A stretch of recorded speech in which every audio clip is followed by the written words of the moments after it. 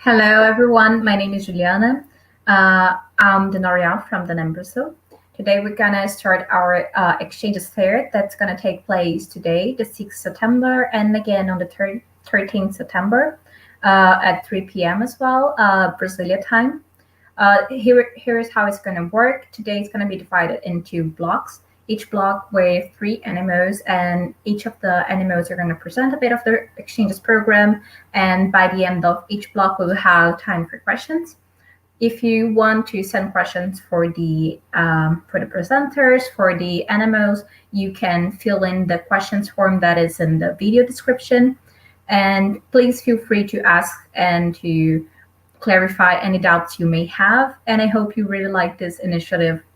For today, the animal who's going to be opening this program and who's going to be the first one with us is FEVESOCEM from Venezuela.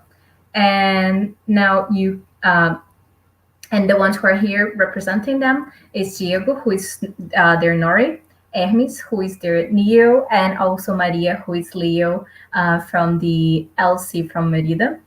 Now you are free to take the floor, and please let me know if you may need anything. Yeah. Thank you.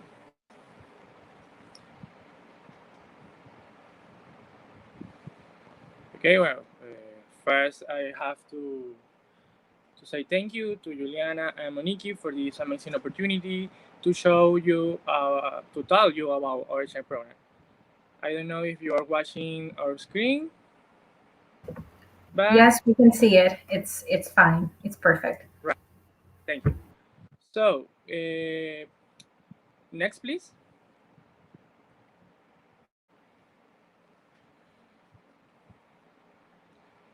Okay, we are talking about today about our exchange program, and we start with our LC. As you see in this map, we have 9 our LCs across the country. Sorry, we have Ciudad Bolívar. It is the most closely to Brazil, and this is Maria. Please, can you put in on your course there?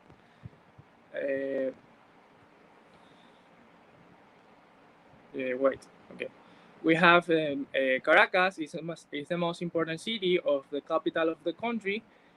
We have Maracay, we have Valencia, we have San Cristobal, Mérida, and Valera. We have Guanare, but Guanare it isn't active yet, so we hope take active to the next term. Okay. Next, Maria, please.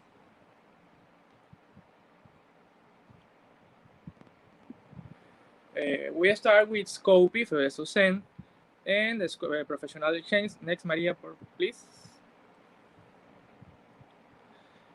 And now you are watching our Scopy poster. So they have many information, but we are start with information about Venezuela and FEVESOCEM. Our country has been characterized by for many marvelous places and one heart and kind people. Now we would like give the opportunity to other countries to come here and know us and live this wonderful experience with us. FEVESOCEM works throughout the country to give Venezuelan students the opportunity to improve their skills and go forward in many areas.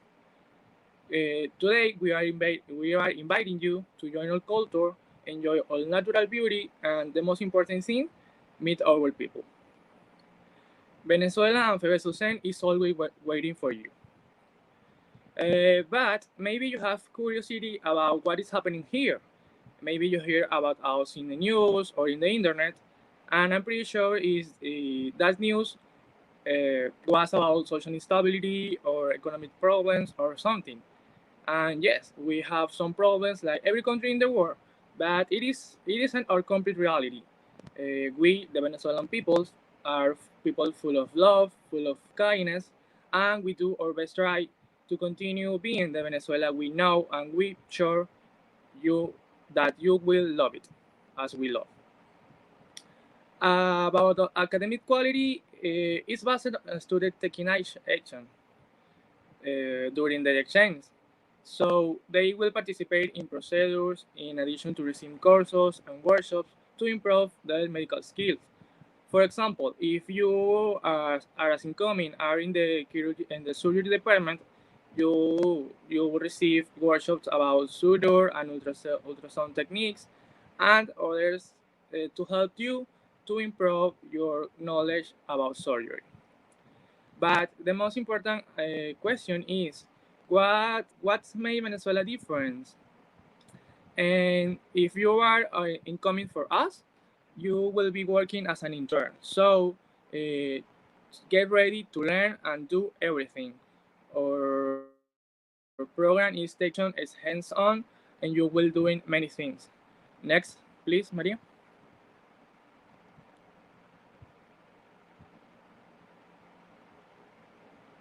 And this is Tulio. He's the committee mascot, and this is an astronaut because he can forward everything. Diego, it's your turn.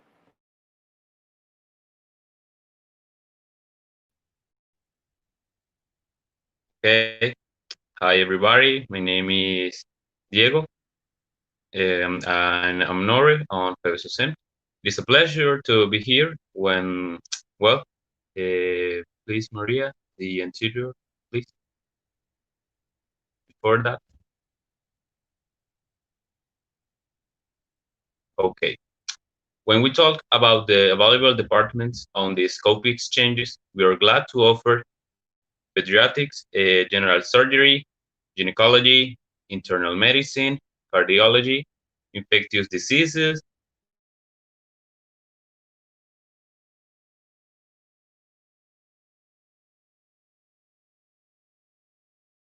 dermatology, rheumatology, have top-level professionals in each of the departments in every local committee, and remark that the participation of the exchange student will be quite active and inclusive, as Hermes said.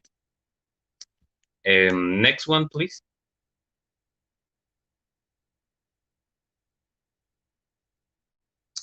Okay.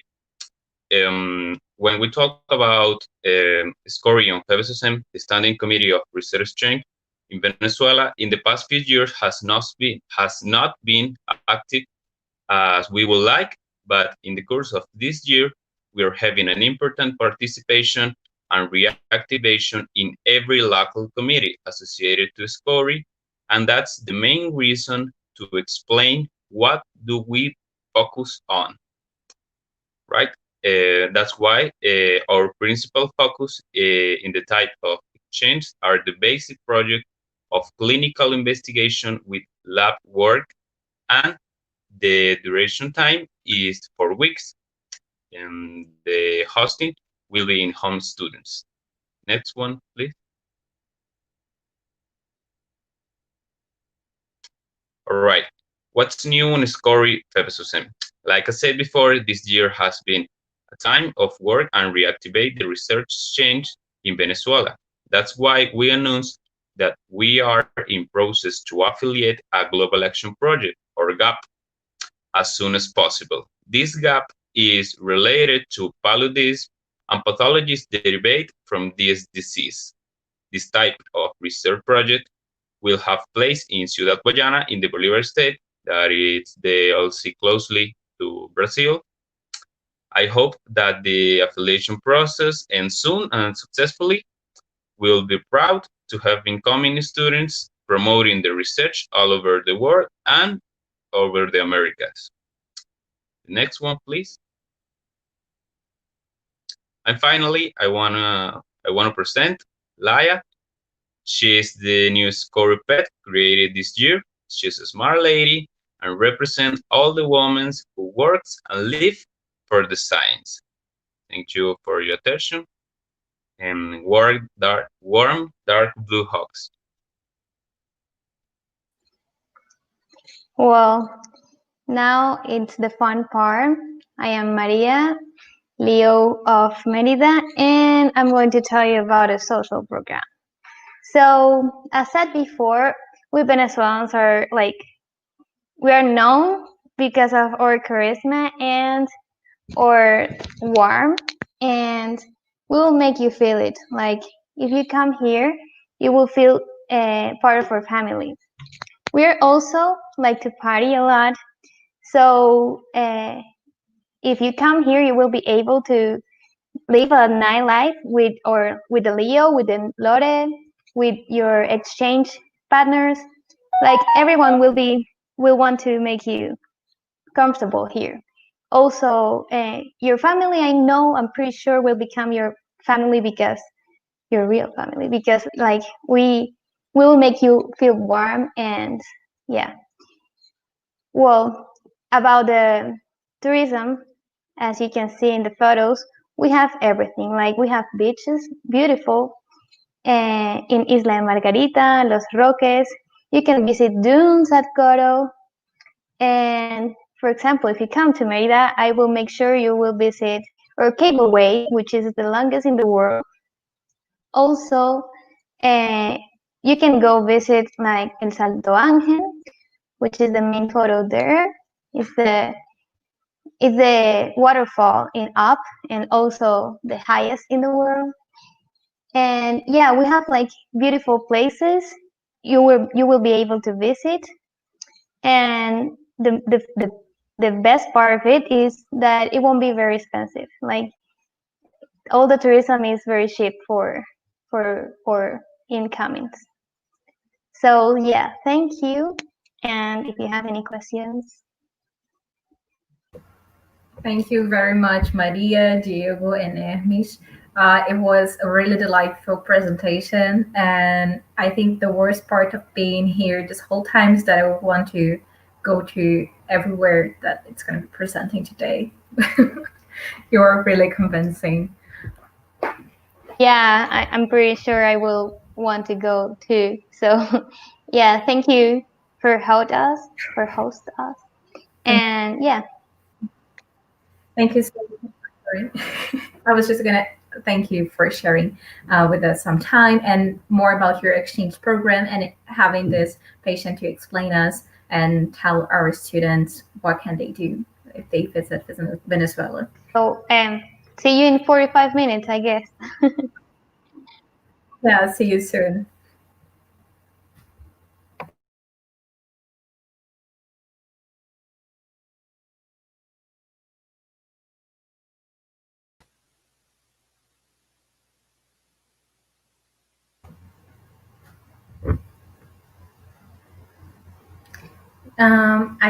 I cannot hear you right now. No.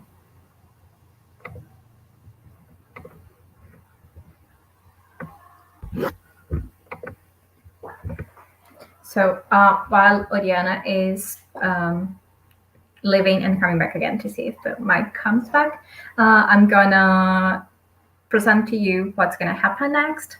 The next NMO to present is gonna be ACEM from Costa Rica. And the one who's gonna be introducing us to Costa Rica exchange program is Oriana from her Costa ACEM's NEO. Oriana, oh no. No, I still can't.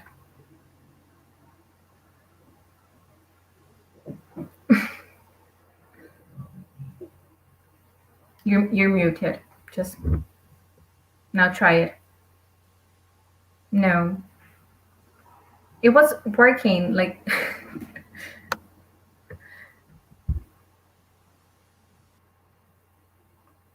sorry guys, we did a technical check before going live and everything was working fine. I don't know what changed it now.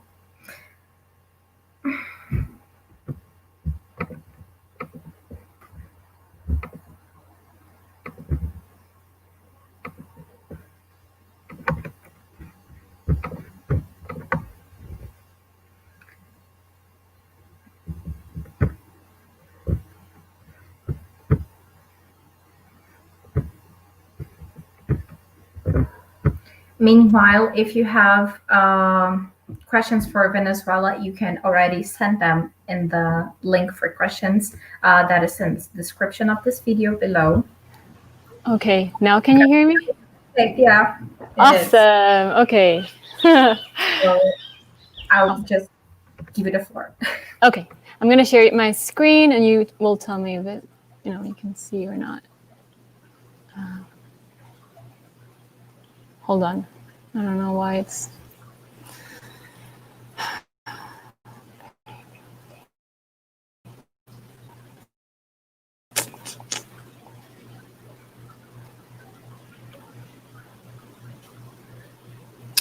Okay, do you see my screen? No.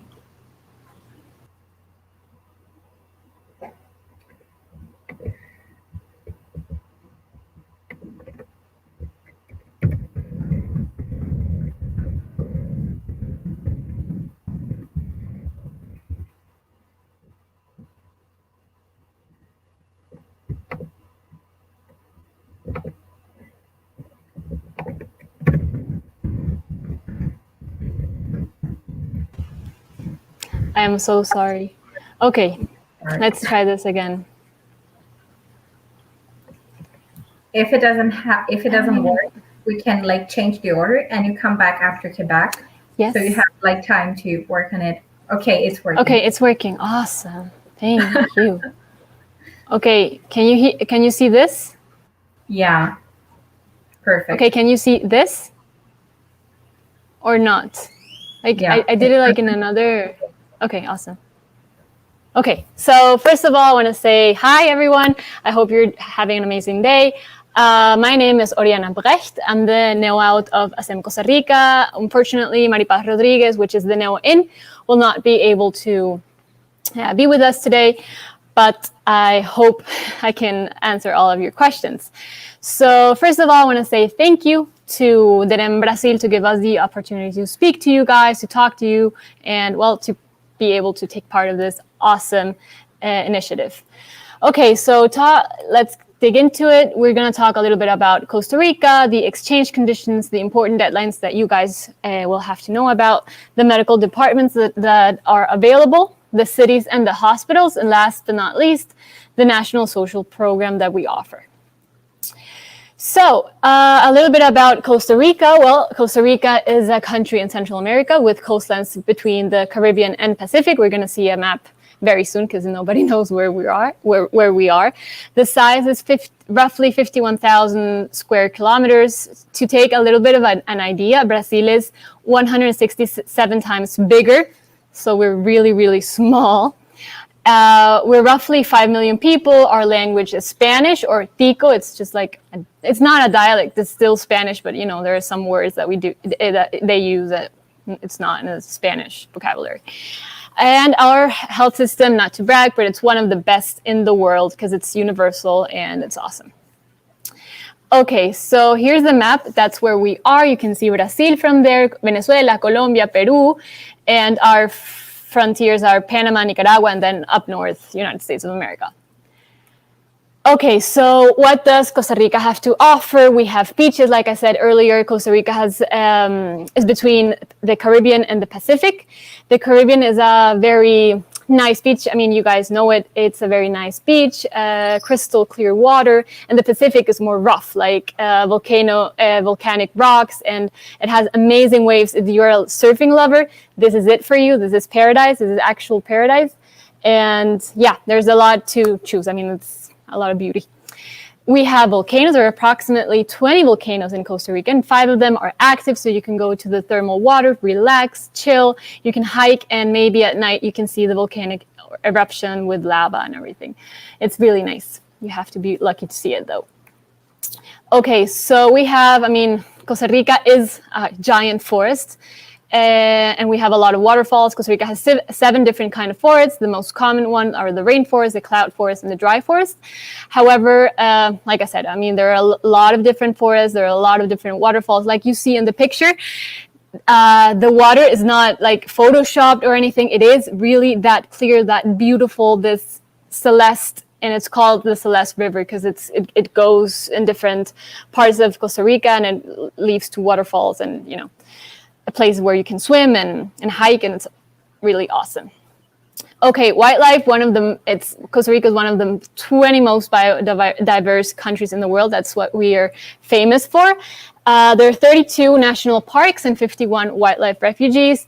Really, I mean, except in the city, wherever you go, you will always find wildlife. You will find monkeys, you will find deers, you will find spiders, insects, whatever it is that you want to find.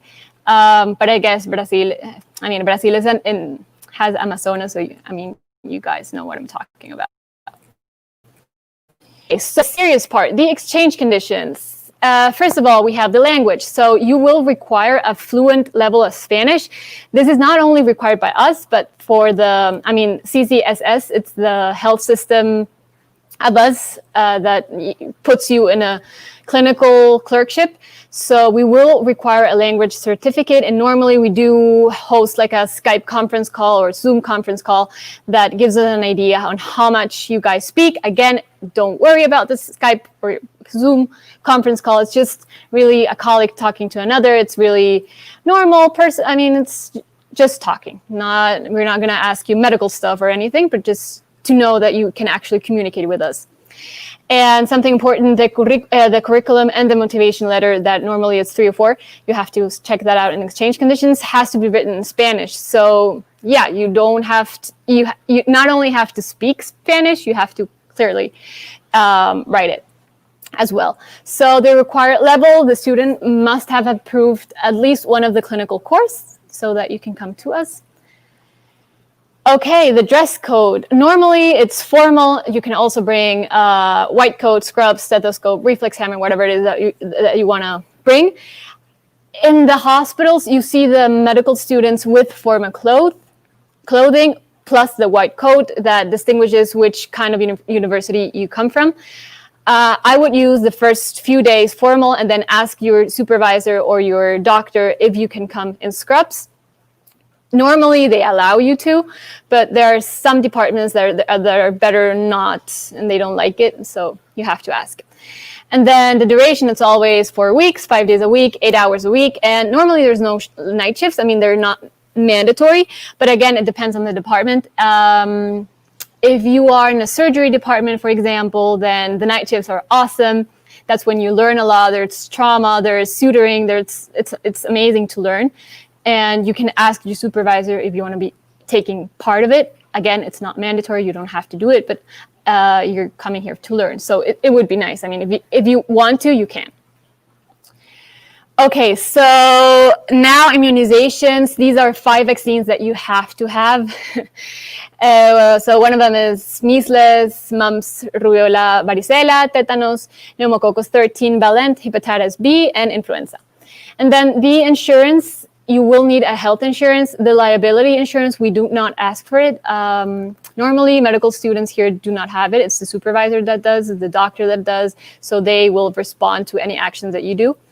And the travel insurance really depends on you guys. If you want to, or your family has one, then awesome. If you don't want to, it's not, we're not requesting it. So it's very personal. Okay, so academic quality, how do we manage it? We expect the incoming to work in the hospital as a full member of the team. So if you're in the surgery department, again, example, we expect you to learn, to go to the surgeries, to ask whatever questions you want to ask, to go into night shifts if you want to, and just, learn as much as you can. The 80% of attendance is required to obtain the certificate, which is something that you have to consider. And lodging and boarding, normally it's host families. We don't have the capacity to do student hostel or dormitory. It's mostly host families.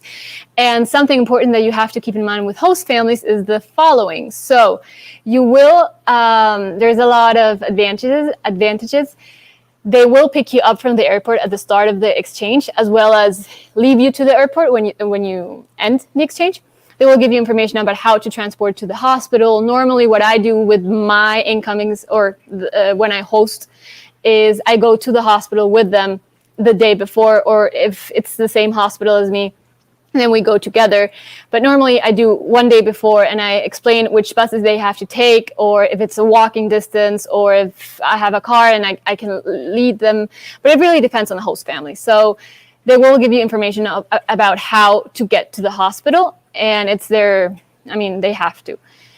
Other things, you can ask them about touristic sites and activities you want to do during your stay in Costa Rica, and they can, say, okay, you can do this and you can do that. Normally, the host families try to go with you to a volcano or a day trip or something. It's not mandatory, but most of them do it anyways. Something that you will have for sure is a private room with basic necessities, water, electricity, etc. The room is private, but the bathroom can be shared with another host member. And you will have 1 meal per day for sure. Now, if you're staying at a host family, they're not going to say to you like, oh, you already ate, we're not going to give you another meal. Like that does not happen. You normally eat, three meals a day or 2 meals a day, which is breakfast, and then you eat dinner with them. Lunch is normally at the hospital or near the hospital, so it's difficult to give lunch, or you can just, prepare your own lunch. Depends on you. Okay, so the visa requirements. I checked out that link that it's below you guys. Brazil is on the first group that you're going to see. I mean, if you check it out, but I'm going to tell you anyways what it says. You have 90 days to stay in Costa Rica without a visa, so you don't have to get a visa. The only documents that are required are 3 things: the valid passport, of course, the returning ticket to your country, and demonstration of economic solvency. They ask just $100 per month. So if you're gonna stay just the 4 weeks, then the only thing you need is $100 just to show at immigration. But again, Costa Rica is a very expensive country. So if you come with only $100 for a whole month, guys, it's not going to be enough. I mean, Costa Rica is very, very, very, very expensive. That's why it's called the Switzerland of Latin America. So yeah, make sure to check that out with your families and how much you will need to cover the expenses. Again, it's not a lot of expenses. If you want to eat outside, if you want to go to I don't know, to make a plan with your friends or something, make sure that you have enough credit card or whatever.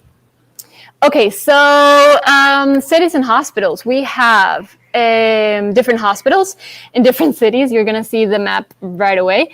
So in San Jose, it's the capital and the largest city of Costa Rica. We have Hospital San Juan de Dios, Hospital Calderón Guardia, and then we have Alajuela, another city, Hospital San Rafael de Alajuela, and Heredia, we have Hospital San Vicente de Paul.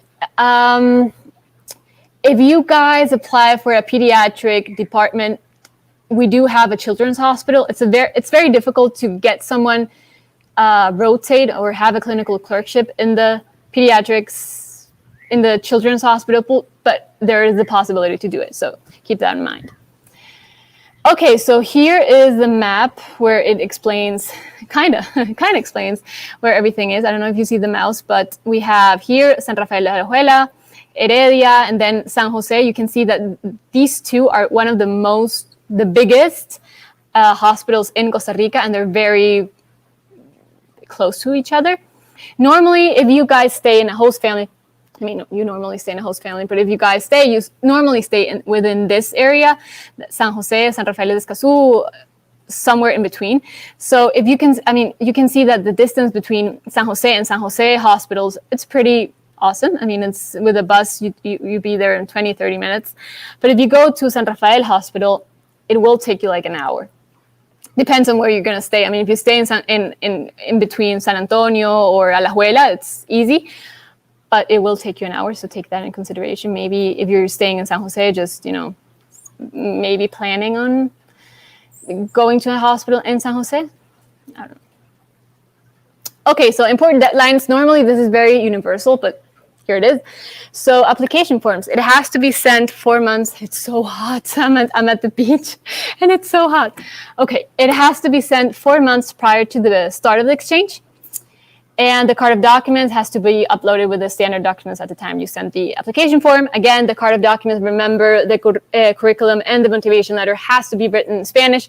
These things, these indications are all in the exchange conditions at the IFMSA platform. So everything I'm saying here, it will be written on the exchange conditions.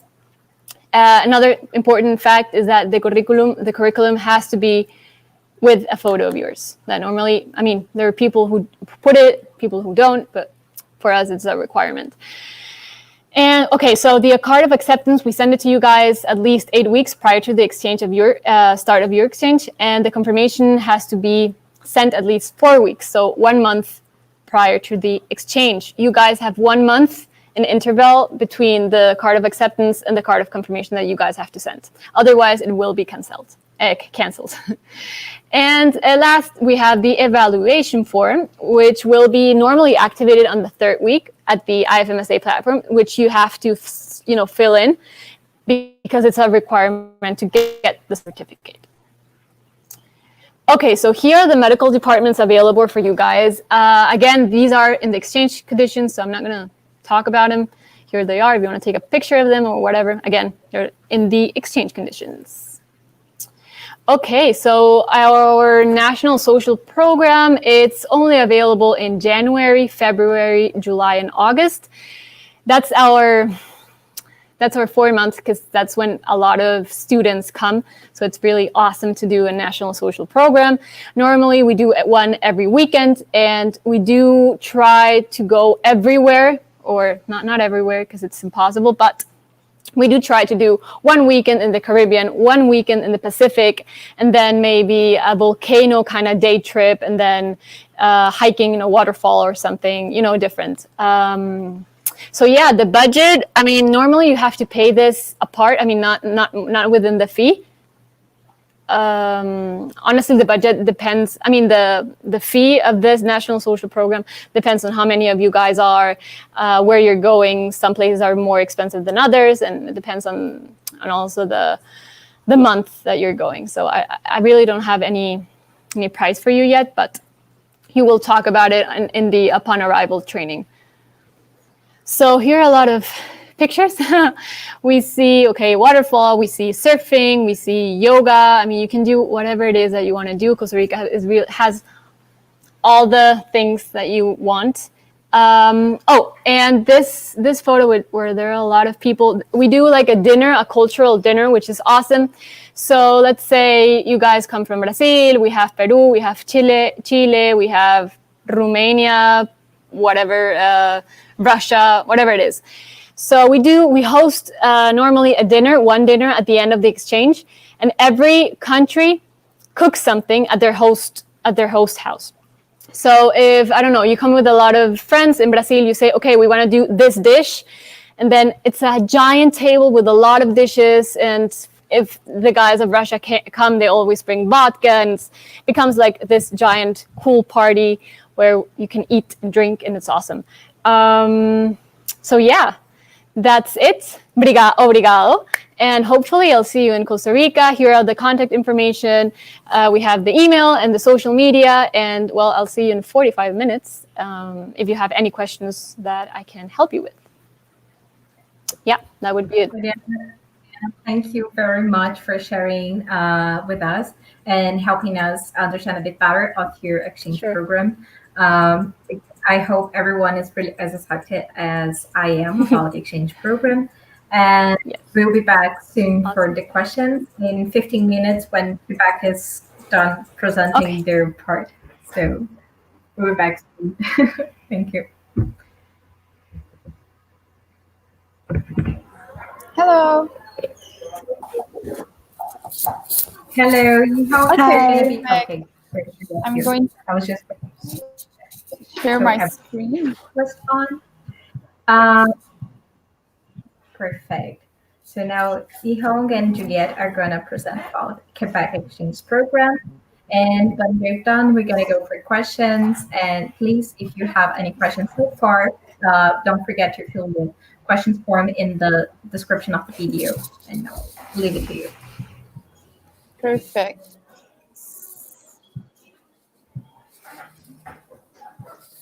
Do you see my screen? I think, yeah, it's okay. Yeah, I do see it. Okay, perfect. Okay, so hi everyone. We're very happy to be here today, Yihong and I. So we're going to present ourselves first. My name is Juliette. I'm the neo-in for IFMSA-Québec.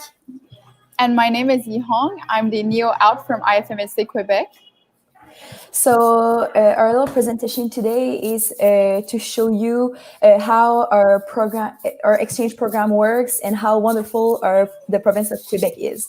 So first of all, let's talk a little bit about the culture. So our food, we have two main dishes. So right now what you see is poutine, as you may or may not know about it. So even each year we have like a poutine fest. So it's like a festival, and we have like all different kinds of poutine, with different meat and different flavors. So it's really fun. And then at your right, we have maple syrup. So each year it's also a little tradition. So between winter and spring, more towards spring, we go to like sugar shacks, and we taste the maple syrup there, and we go with our big families and with friends, and it's really nice. So yeah.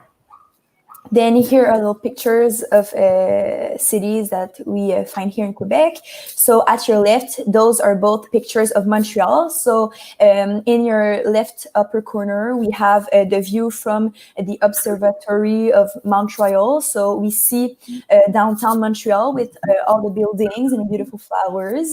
Then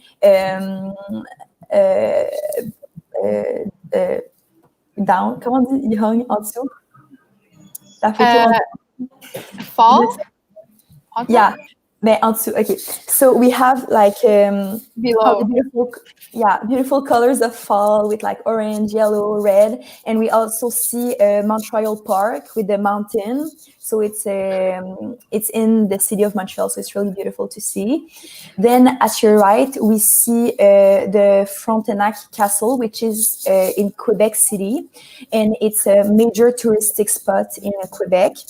And we have also the Saint Laurent River besides that. And then we see the Little Champlain, which is also a major touristic spot in Quebec City, which is like an old city with major touristic aspects. Yeah. Then we have a picture of our Prime Minister, Justin Trudeau, which is known all around the world for his values and beliefs. And he's been re-elected this year, so we're all pretty happy about it, and we're proud of it. So, yeah. Yeah, that's right, for his sucks too. Then on the map here, we see Canada, which is up north, the United States, and we see where Quebec is located within Canada. So it's like a province, it's in the east of the country, and we see Ottawa is the capital of Canada, which is near Quebec, but it's actually located in Ontario, which is the province that is left to Quebec. And then we see Quebec City, but Montreal is also there. It's like just a little bit south of Quebec. So if you zoom in a little bit, so next slide, yeah, we see Montreal, and Quebec City, which are pretty close, and then Ottawa, which is located in Ontario. So maybe you can show us the picture you hung of the universities, yeah, and McGill also. Yeah, so in Montreal, there's two universities. There are University of Montreal and then McGill Universities, which are the two universities that accept international students for the exchange program. So University of Montreal is a French university. Meanwhile, McGill University is in English. The curriculum is in English. So then if we go to Quebec City, there's Laval University, which is the university that Yihong and I attend. So yeah, we love this city, and we love also the university, which is in French. So yeah. And last, we have University of Sherbrooke, which is located in Sherbrooke. And yeah, that's it. So it's in French as well. And it's a beautiful city too, if you have the chance to visit. So then for the highlights of the three cities, what's nice is that the distance between our three cities take less than 2.5 hours. So if you take your car or you take bus or train, something like that, you can arrive and it doesn't take long. Then there's a big cultural diversity in every city. I think that the most diversity would be in Montreal. There's a lot of different cultures there, in restaurants, people that you meet. So it's really wonderful, but there's also a lot of diversity in the other cities as well. Then there's shopping centers, nature, and other necessities that are always accessible. And what's cool if you want to visit like other parts of North America is that Ontario and the US are reachable by car. So for example, from Montreal, it's 5 hours to go to Toronto, 6 hours to New York City, and 5 hours to Boston. So yeah. And for the academic qualities, we have a lovely program here in Quebec, and our hospitals and facilities have been part of great innovations and operations in medicine as well as in surgery. So here at your left, we see a very famous doctor here in Quebec for the past, I think, 2 years. His name is Daniel Borsuc, and he succeeded to do a facial transplant, an entire facial transplant. And it's the first facial transplant, I think, in Canada that has been successful. So it's really a nice step for Canadians' medicine. And then at your right, I'm not sure what it is. Yeah, I'm not sure what it is.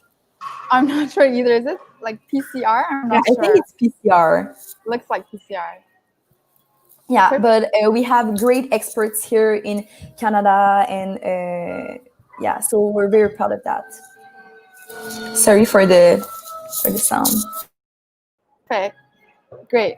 So now I'm going to talk about exchange conditions. So we have Skopje and Skori. I'll start by talking about Skopje. So we accept 59 students per year from all around the world.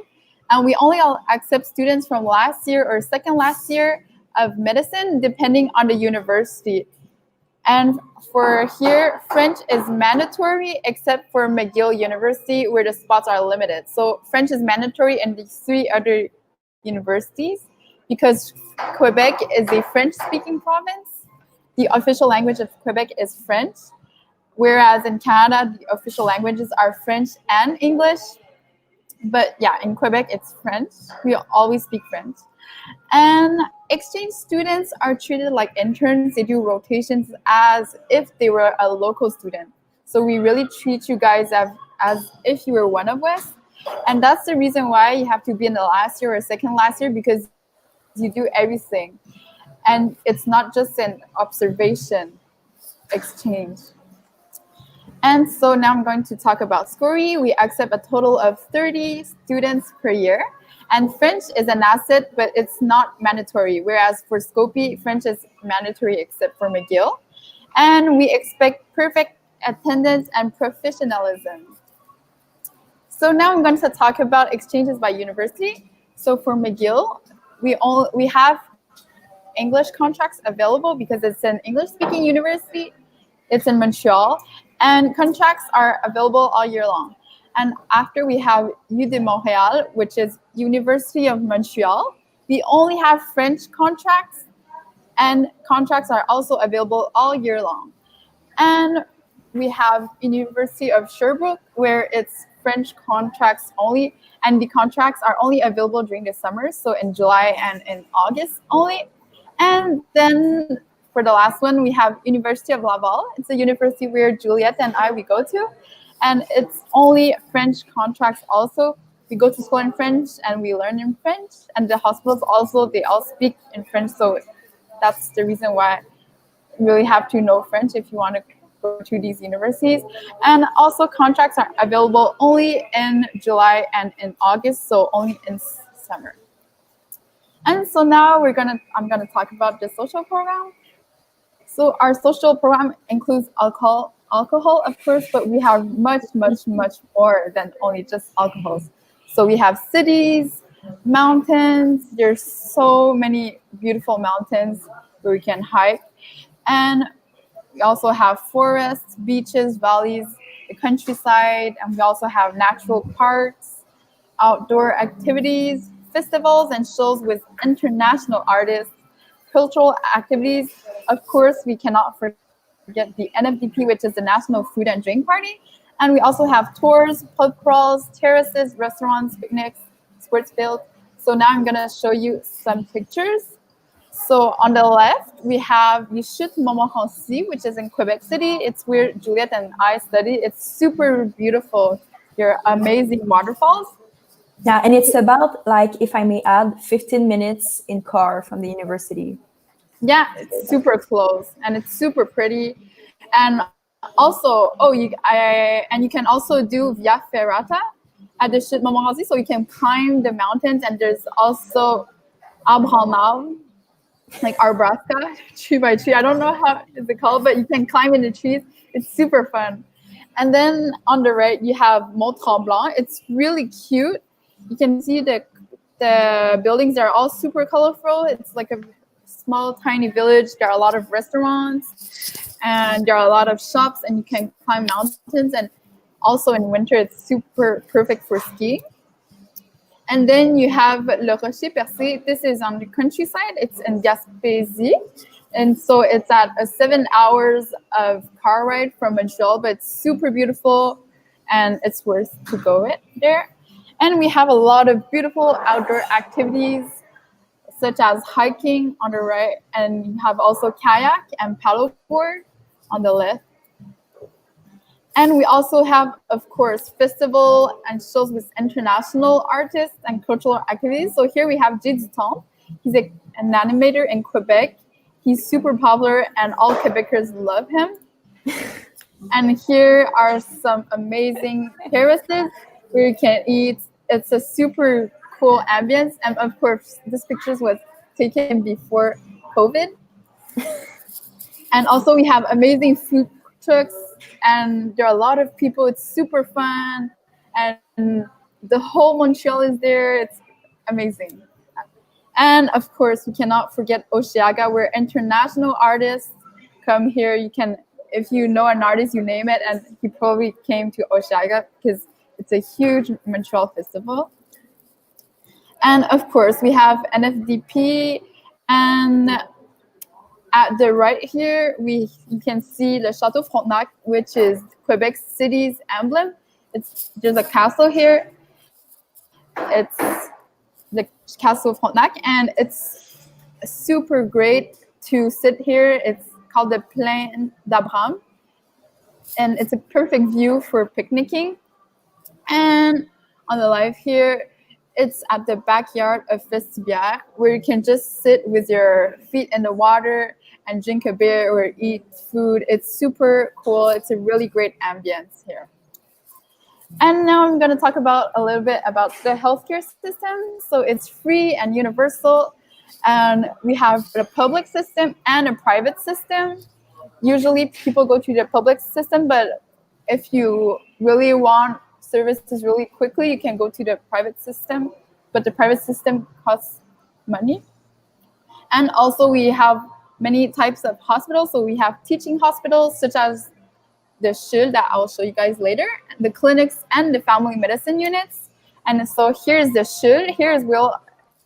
It's in Quebec City, and it's where we're going to do my rotations all year long. And it's a 15-minute walk from where I live. And that's it. Merci beaucoup et à bientôt. In French, it means thank you very much and see you soon. And there's a picture of Céline Dion. It's Quebec's emblem. She's our superstar, and we all love her very much. Yeah, we love her dearly. Thank you very much. If you guys have questions, don't hesitate to ask us, and we will be super glad to answer your questions. Yeah, thank you very much for joining us today and for sharing all this. And as you said, now we have time for questions, and you can send questions on the forms that is below and in the link for questions. So you just write down, like, for each country, do you want to send the question, if you want to send to all of them or to some of them, and then you write the question and we will send it to, we will answer them here. I will start sending the ones that have already arrived. And if you want to send a bit more, you can still do so. We're going to do like 15 minutes to answer them, okay?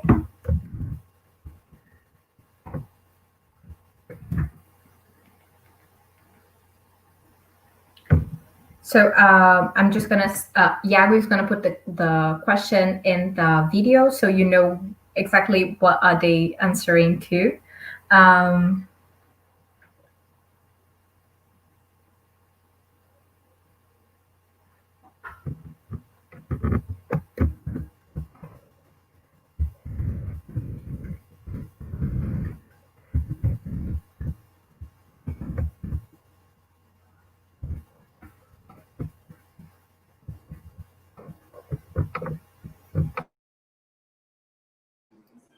Okay, so I can answer the first question for IFMSA-Québec. So the question is, do you intend to offer public health exchanges SCOPE plus SCOPE in the future?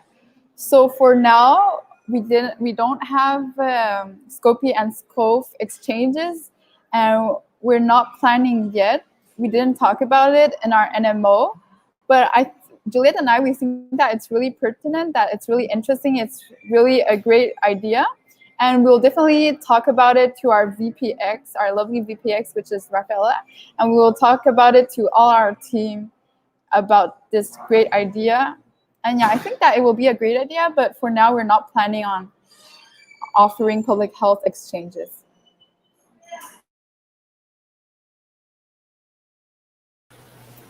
Okay, answering for ACEM, yeah, we do not offer SCOPE plus SCOPE, not yet. At least we're opening now SCORE.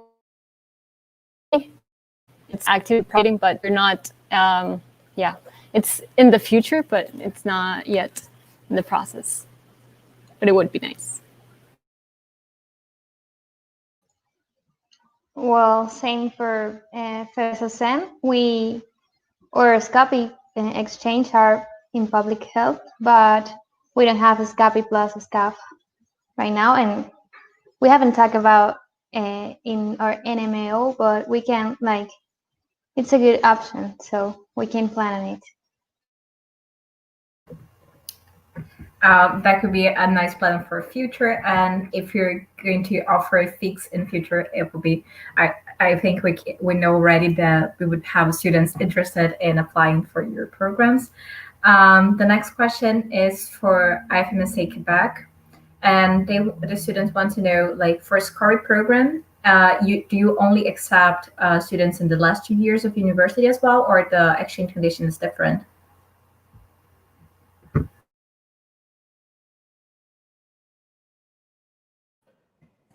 Okay, so for this SCORE program, we accept all the students and not only the one in the 2 last years.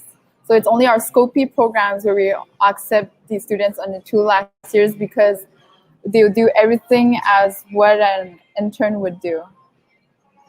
So yeah, everyone. But you can do research since you enter medical school, so it's not like a condition for SCORE, only for SCOPE. Thank you very much. Now, one more question for ACEM.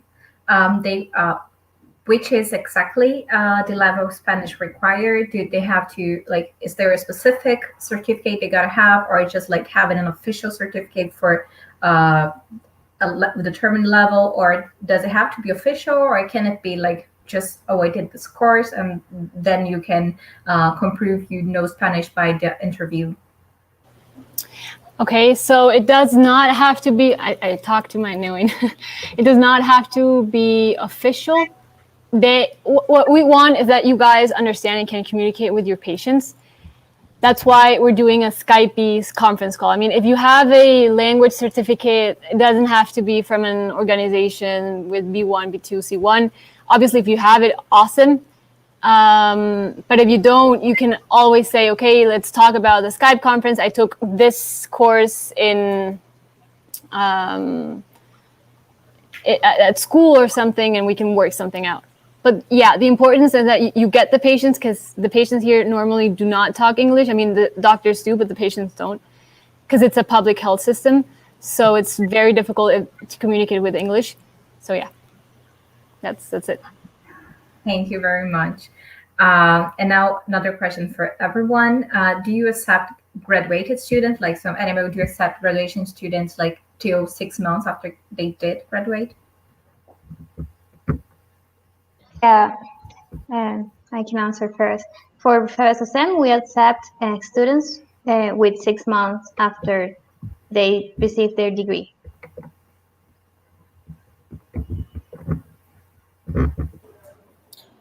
So for IFMSA-Québec, no, we do not accept graduated students. We only accept students in their 2 last years, sadly. Hi, ACEM is exactly as Venezuela. We do accept graduate students, but it has to be on the 6-month interval. Yeah, between the 6 month. Oh.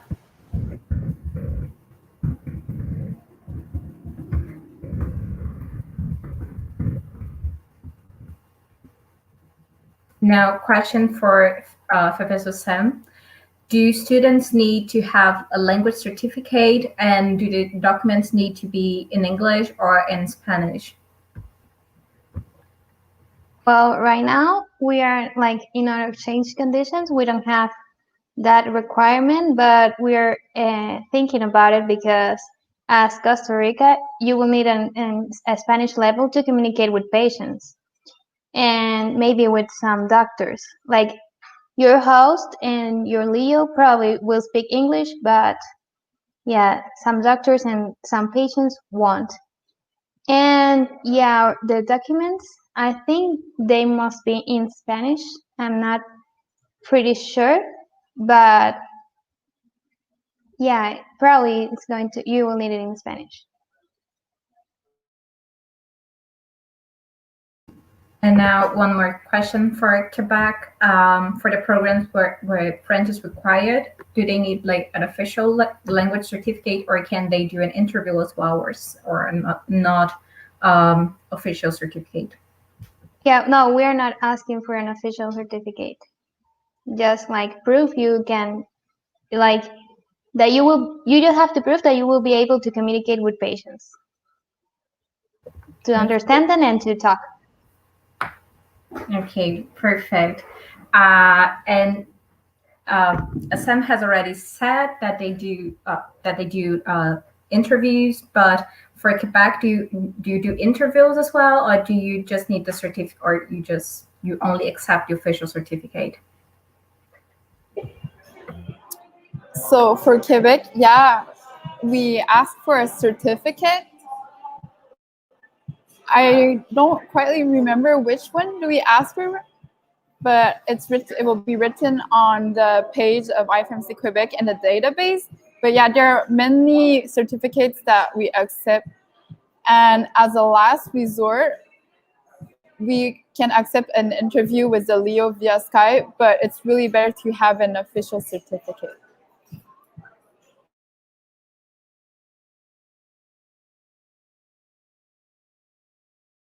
Sorry, I was muted. Thank you for answering about the certificate. That's always a question. Like students are worried if they need to do the official exam of that. It's not mandatory. Now we have one more question for Quebec that is regarding the McGill University. If that they don't need like to prove their French, but would it be better to also know French because of communication with patients and also daily life? Or is it common that people speak English as well?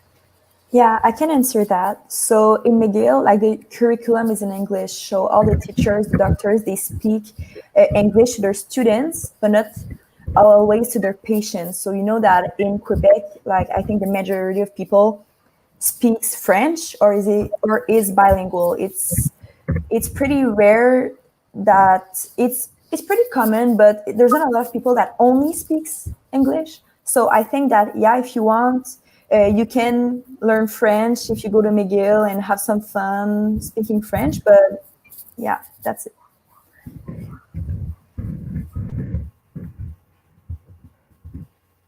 Thank you for helping. And I think that's something that people worry, is that how they're going to communicate in daily life as well, because maybe they can only speak English at university and the hospital.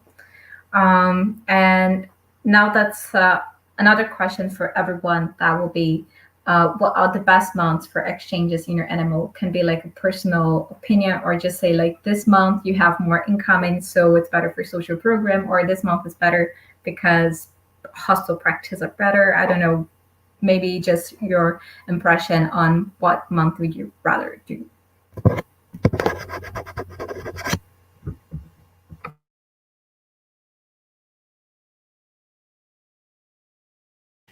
Okay, I'm gonna start answering.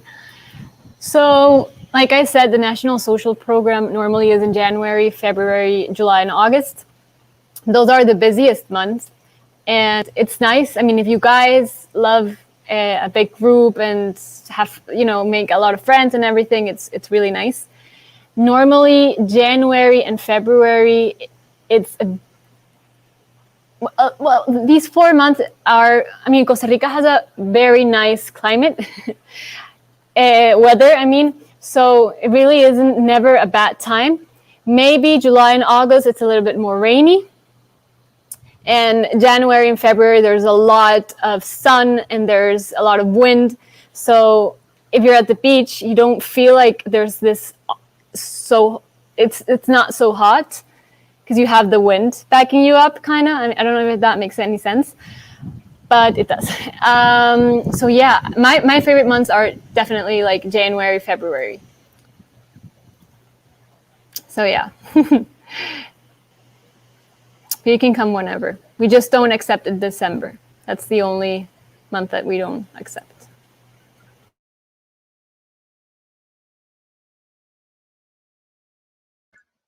Okay, so for FEVESOCEM, I think it's the whole year. Like we have the best weather. Like it can rain some days, but most of the time we have good weather, sunny weather. And yeah, well, for some states, like for example Bolivar, it's better if you come the first half of the year, because it is less raining. And yeah, the rainy time in Bolivar state is not very nice, but it is okay if you like. Probably you won't be able to visit some places because of the rain, but yeah, the whole year. Also, we prefer the first half of the year, but it's just logistic.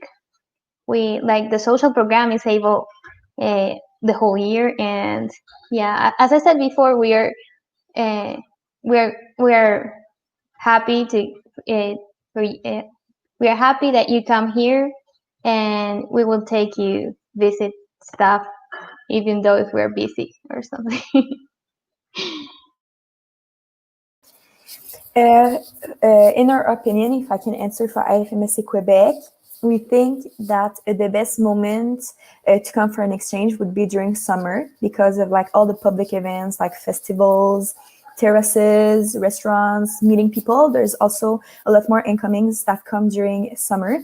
But if you're like me and you like fall and beautiful colors and the snow, even if it's not like the best weather ever for everybody, but personally, I like the snow, so if you like it as well, you can come in winter if you want.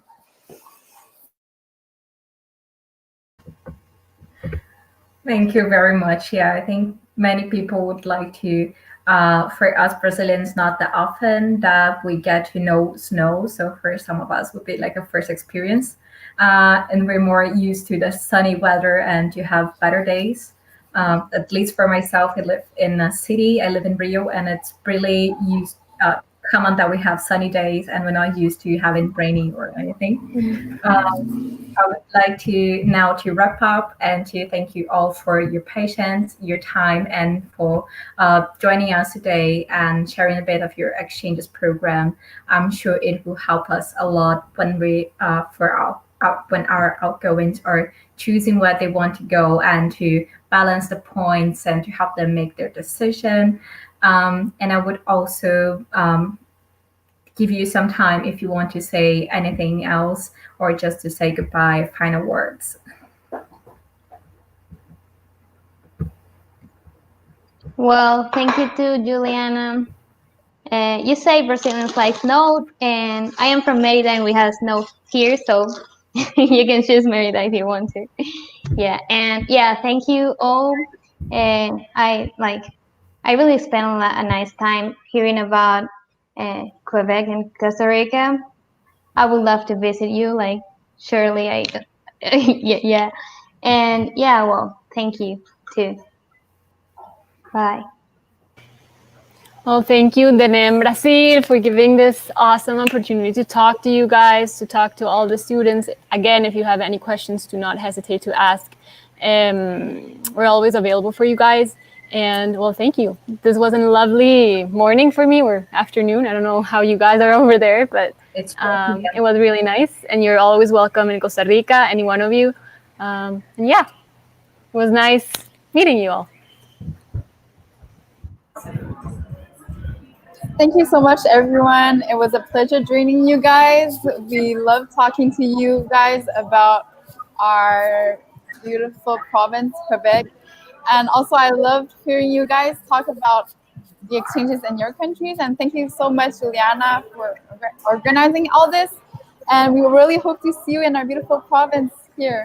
Yeah, thank you so much for this great opportunity. And I loved also hearing about your beautiful exchange programs as well. So let's hope we can meet all again in the future.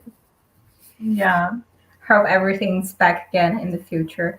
And now just a kind reminder that we're gonna have like 10 minutes to change to the second block of presentations, and then we're coming back live. Thank everyone who joined, and we're gonna be back soon. Thank you.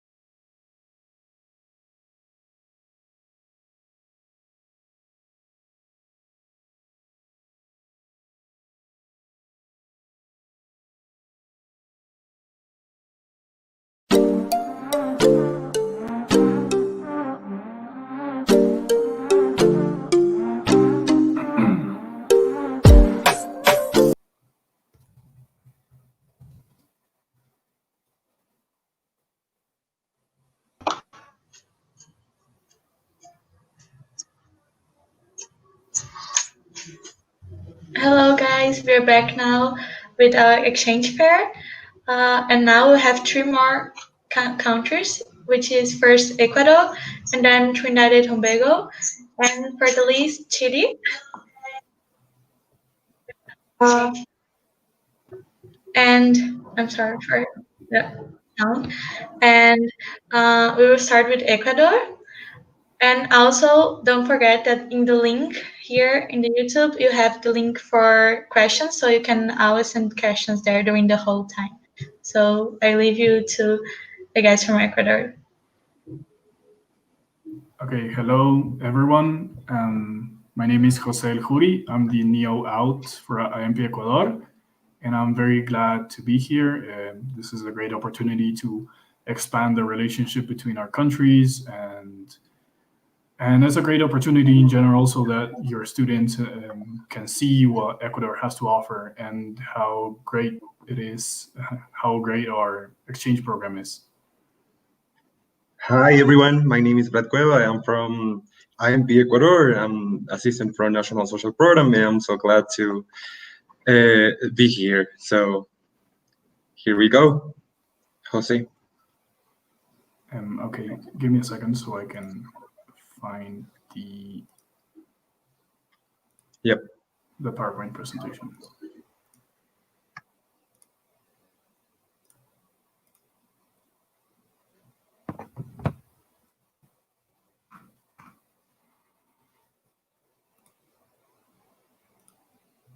Okay, so again, good morning, good afternoon, or wherever you are, to everyone.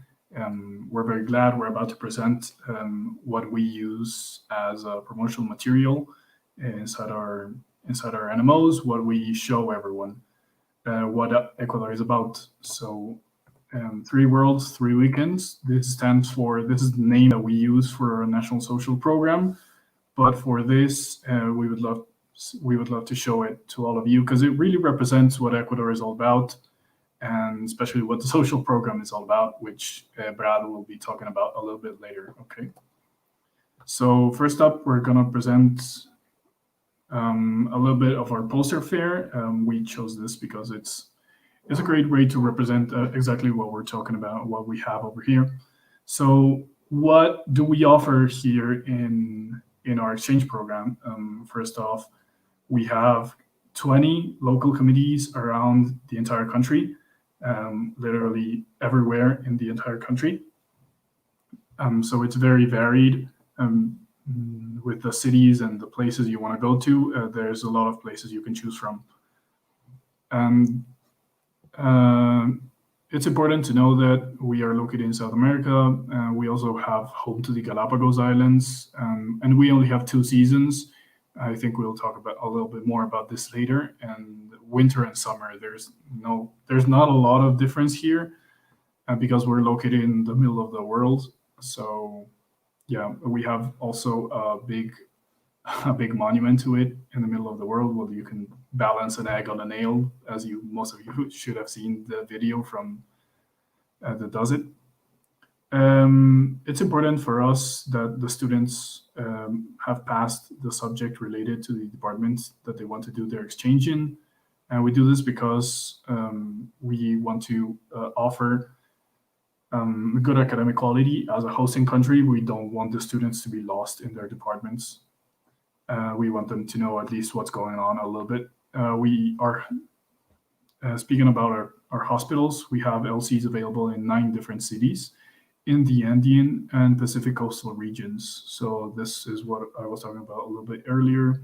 It's very varied between the weather and the climate, and also like the type of hospital. We have opportunity to practice in our most prestigious public and private hospitals.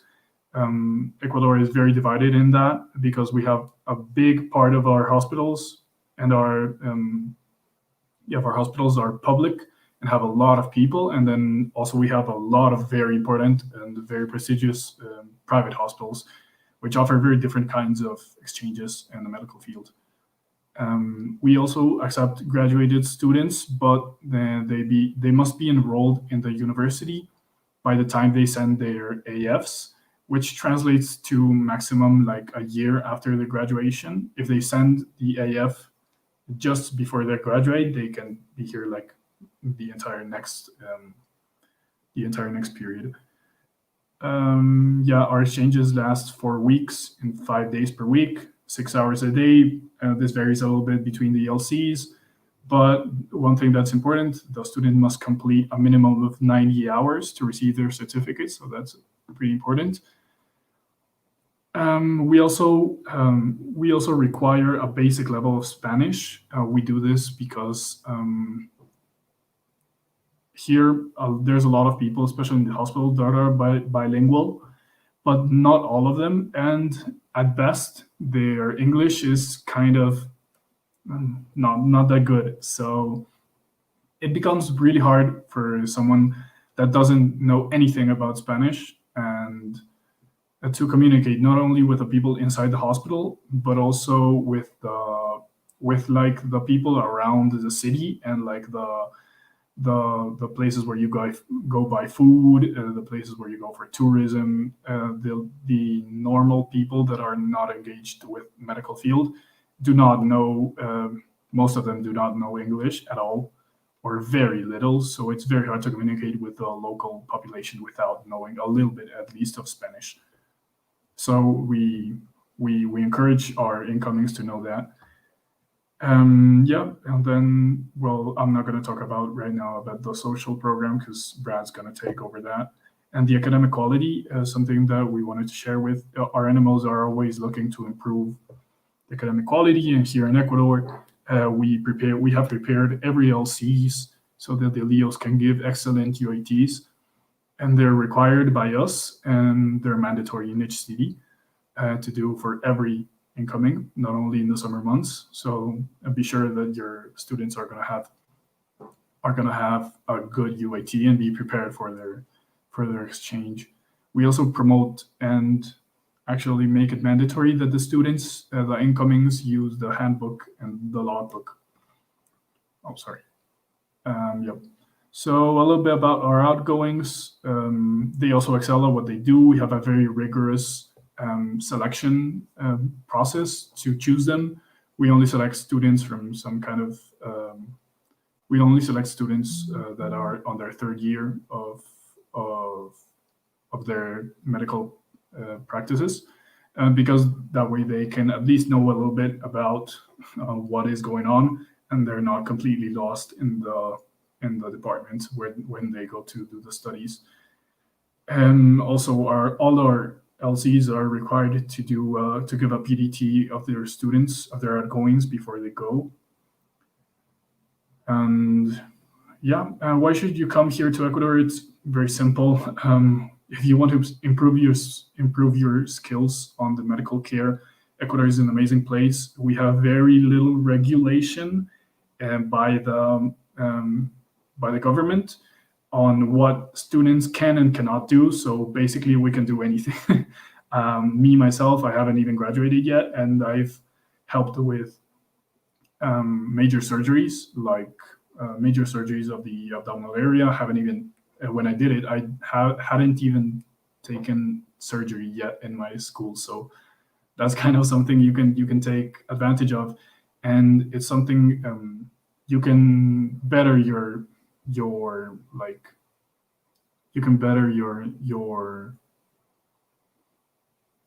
tools with, so you can learn a lot and practice a lot. That's something I know that in a lot of places in Europe and in North America are very hard to do, because the practice in patient is very hard to achieve because of a lot of regulations and stuff. Here, there's basically none of that.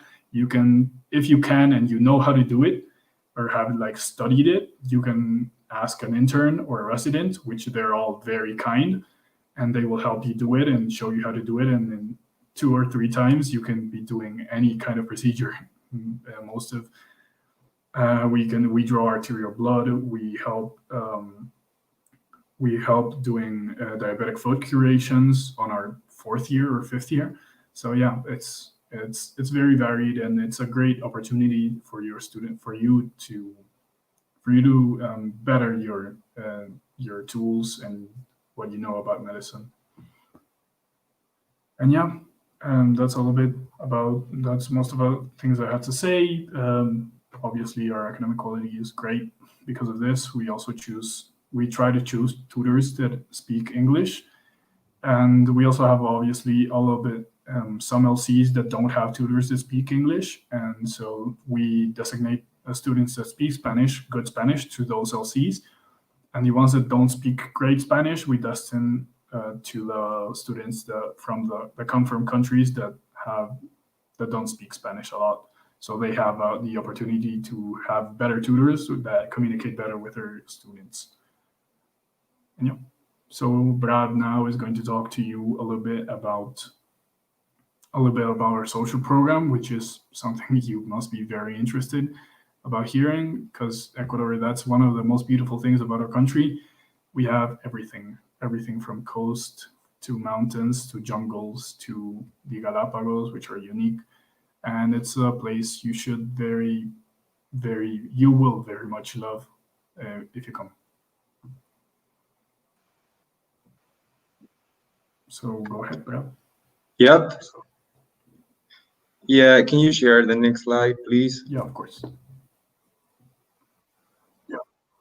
Yeah, so today I have the honor of being able to introduce you our incredible national social program called 3 Worlds, 3 Weekends. I imagine you are wondering why, but first. So Ecuador is the beautiful country that is located in South America with a population of approx 70 million people in 2019. It has an area of 256,317 square kilometers. And it's important fact, it is the first country of the planet to have the rights of nature guaranteed in its constitution. So next slide, please. Our capital is Quito, our official language is Spanish, but currently English is becoming a very important in our country. We use the dollar as legal currency, and unfortunately we don't have market seasons like other countries. Ecuador is one of the smallest country in America, but it's also one of the most diverse countries for every square kilometer. This is why we decided to call our national social program 3 Worlds, 3 Weekends. Each community that participates in our social program will be able to have the wonderful experience of knowing a different world on each weekend that we are in the country. So we have classified it in like this.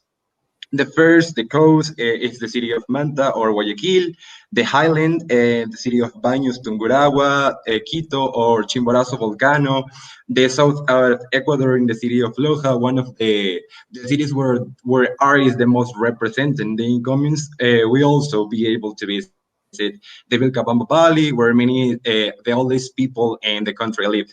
So don't worry, I'll talk about this more detail right now, but how do we prepare? Next slide, please. Next slide. Yeah. Our national social program is activities one. There are more than 15 comings in our country. It's in the months of July and August. This facilitates logistics and price are usually lower than normal. In our organization, we have the Next, which means a national exchange team. It is made up of people who live in the city or near the city who help in the organization of the national social program. We send by email the invitation. The next slide, please. Yeah, we send by email the invitation to all incomings a week before arriving in Ecuador to be able to contact them and choose the 3 cities for the month and make the corresponding payments. As I told you, our national social program is a full weekend, so the activities start on Saturday morning until the Sunday after lunch. Well, I imagine you are wondering what series are available. So to make this presentation more dynamic, I have divided the cities and grouped them into different worlds. So the first world is the coast. In the city of Manta, every year in the months of July and August, hundreds of whales are made off the coast of Ecuador. The incomings will able to opportunity to get on the boat or be able to see them much more closely. In addition to this, they will try delicious seafood such as Ecuadorian ceviche, as famous dish with made with with raw fish and served with fried tostones. You can see in the picture that is the ceviche. The next slide, we have some pictures of our national social program in Manta. Yeah. The other city in the coast will be the Guayaquil, where incomings can visit the seats, the park with iguanas, different museums, and the most important monument is the city known as the Pearls of the Pacific. So the next slide, yeah. Here are some incomings in Guayaquil. The weather in the coast, yeah, the next. The weather is in the coast is always approximately 23 degrees Celsius, and it's recommended that you wear comfortable clothing for the beach, sunscreens, and sunglasses. Yeah, the other word is the highland. So the next slide. Yeah, the incomings can choose to go to the weekend to the baños, tungurawas, and be able to do different extreme sports that the cities offers, such as canoeing, rafting, canopy, jumping, and many others extreme adventures. Yeah, here are some incomings in baños, tungurawa. Yep. Another option is to visit the Cotopaxi volcano, known for being one of the largest volcanoes in the world. The incomings can live the wonderful experience accompanied by a local guide, have hot chocolate with marshmallows in the middle of the world, and see the beautiful landscape. So always is recommended that wear a lot of work clothes, because seriously, it's very, very cold. Another slide, yeah. Here are some incomings in the volcano of Cotopaxi. Yeah, Loja is another option that fits in this world. In the city of incomings, we all get to know all the churches, museums, and theaters, known for being one of the cities with more artists in Ecuador. We also be able to know the Vilcabamba Valley, known for being the valley where many oldest people in the country and the world live. So this is a fun fact. Yeah, this weather can be always around 60 degrees Celsius, and it's always recommended that incomings bring warm clothing. Here are some incomings in Loja. Yeah, this is Vilcabamba. Yeah, the last but not least, the Amazon. The next slide, please. We are currently looking for various activities for you guys to enjoy this world. The recommending in this world, the weather on this region is very humid with 23 degrees Celsius. Always is recommended comfort clothing, rain protection, and umbrellas. So the next slide. Yeah, finally, what is the cost? It's very expensive? Of course not. Something very important in our national social program is that we think a lot of the budget on each incoming, and we are aware that many times we have only the note to spend in our exchange. That is, all our programs have very accessible costs that go from $40 to $70, all inclusive. Seriously, everything. You have you have the lunch for the both days. You have the Saturday, Sundays, and Saturday we have breakfast, lunch, and dinner, and Sunday we have breakfast and lunch, some snacks, all activities. But this item depends of the city the incomings attends, and social program on Saturday night. What is not include then official activities that each incoming would like to do to their own. So yeah, thanks for listening to me, and I think that is all. Thank So you. a little bit more pictures about our social program. And something that I think I forgot to mention is one of the advantages of Ecuador, a big advantage actually, is that it's so small that we have everything is very close by. So from Quito, which is the capital of the country, to Guayaquil, it's like 6 hours on a bus. From Quito to the beach is 6 hours on a bus. From Quito to the Amazon is 4 hours on a bus. From Quito to Cotopaxi, the big mountain, everyone was very smiling there. It's like 2 hours on a bus. So everything is really close by. You're gonna have a lot of time to enjoy everything. So there's no skipping anything, no choosing the mountain over the Amazon. If you want to do everything, you can do everything. So yeah. Thank you, Alex. It was really amazing. So thank you for the presentation. We will answer the questions at the end. So we will call you again in the end. And now we will invite Melissa from Trinidad and Tobago. Hi, everyone. Hi, Melissa. Share my screen. Uh, Can you see the screen? not yet. Yes, now we can. Just let me know. Yes. Okay, so hi, everyone. Perfect. Welcome to Trinidad and Tobago. So I am going to be representing the Trinidad and Tobago Medical Students Association, TTMSA. And my name is Melissa Jack, and I'm currently the National Exchange Officer for Incoming Students. So let's get into a few facts about Trinidad and Tobago. So where are we?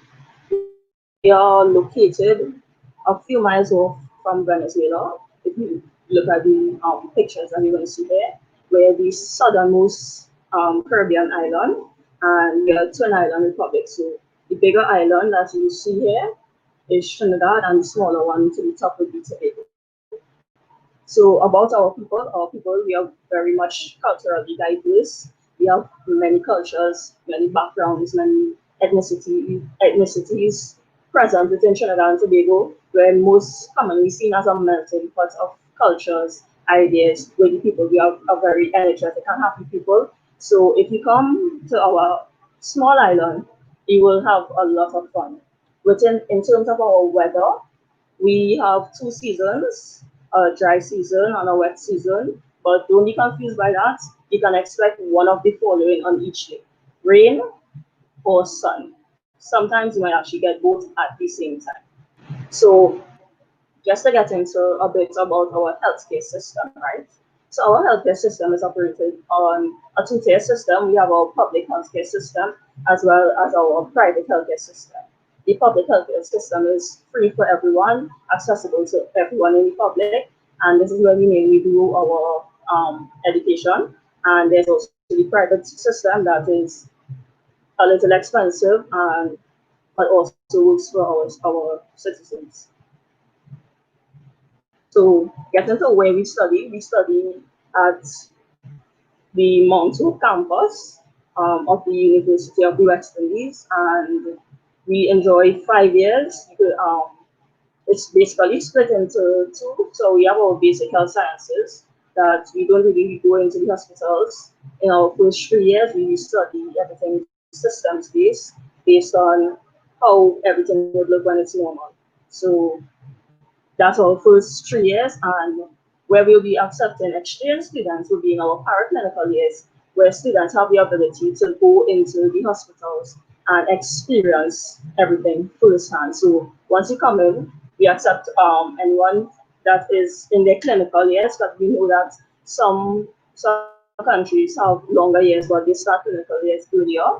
So we accept anyone in clinical years, and they will be joining our fourth and fifth year students in the hospital systems, and they're going to be very interactive and be able to participate. So these are our year 4 clerkships, so that will be available to our exchange students. We have internal medicine, general surgery, child health, obstetrics and gynecology, family medicine and psychiatry, and these are all 8 weeks each. So what I would recommend is that if you had maybe in your own schooling system experience in maybe surgery, that if you don't want to start at the beginning of the 60 clerkship, well, the 80 clerkship, you will be able to join closer to the end of that clerkship, which will be the latter month of the 2-month clerkship. And the same goes for the year 5 clerkships, but now these are 6 and 8 weeks. So we have medicine, surgery, anesthesia, intensive care, orthopedics, pediatrics, public health, ENT, and ophthalmology. So on to our exchange conditions.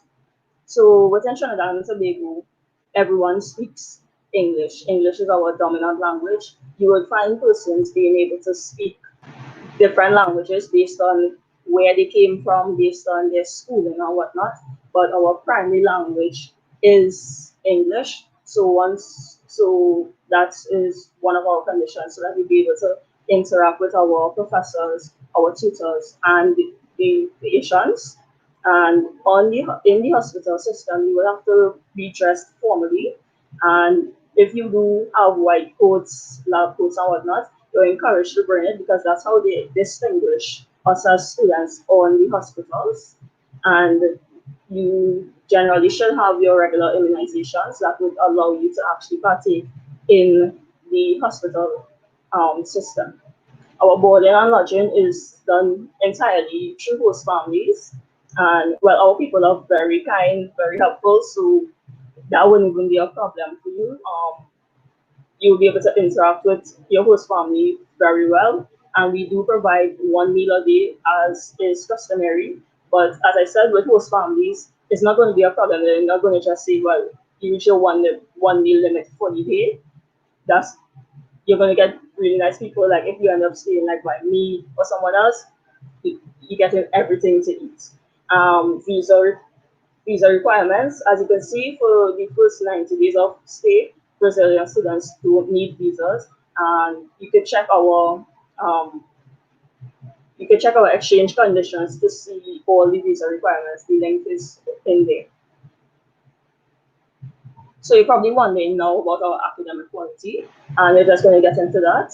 Both incoming and outgoing students have to do our mandatory trainings, which will be the pre-departure training and the upon arrival training. So once you're coming in, we're going to be able to just give you an overview of our country, the do's and don'ts. You'll be able to understand how everything works. As I said, we're very culturally diverse, so we have a lot of different cultures and persons within our country. We also have routinely regular seminars and workshops that you'll see in some common pictures, where I'll explain it a little more there, as well as some TTMSA-based initiatives that happen year-round. So let me just go on. So as you see, this is our Standing Committee on Human Rights and Peace. So they have projects throughout the year. As you see in these pictures, this was the Universal Health, Universal Children's Day event. And they went into the hospital to spend time with cancer patients. They carry coloring books. So you, as an incoming student, you're going to be able to immerse yourself in any of the activities that is happening within the TTMSA, as well as our standing committees. We had, especially within the COVID period, we had SCOMI doing a lot of webinar series that once we get to go back out into the classroom setting, that is going to be actual physical workshops. So we had seminars on orthopedics, on neurosurgery, on organ transplantation. So once you come into our exchange program, you're going to be able to have access to all these. All right, so this is one of the TTMSA initiatives that we had in the last year. As you see, it's called Basic Medical Spanish. As I stated before, many of our citizens, as well as our medical students, only speak English, which is not where we want our students to be. We want our students to be able to interact with anyone coming into our system. So the TTMSA decided to run an event called Basic Medical Spanish, where we had someone come in and teach all these medical students that you're seeing here over the course of a few weeks, few words, phrases, and started that conversation going on the importance of learning Spanish. So this wouldn't really be pertinent to you as Spanish-speaking students, but for our students, this is what we had, and we're going to continue branching off into other similar events like this. So onto something that's very exciting. So our social program, as you see here, it says "Come Let We Go," because within Trinidad and Tobago we speak English, but we also have our own Trini dialect. So you're going to hear a lot of phrases that's different. If you want to see more of those phrases, you'll ask your national exchange officers to send you our promotional booklet, because we did include a page of some Trini dialect that you'll be able to see and learn if you're interested in coming to our country. So we're going going to start with one of the biggest events in Trinidad and Tobago, and that is Carnival, more commonly known as the greatest show on earth. We have one of the best carnivals in the world, and this is about a 2-month event that leads up to the 2 days, Carnival Monday and Tuesday, where the entire country basically shuts down and you're able to partake in the mass, the music, everything. So you can see here some pictures of our traditional mass characters, the Blue Devil on the bottom, blowing fire. We have some of our soca artists. We have our panorama, because Trinidad and Tobago is the birthplace of the steel pan. So we have our big event on panorama, and we have our mass. So this normally happens between the first 3 months of the year. Carnival is normally about mid-February, early March.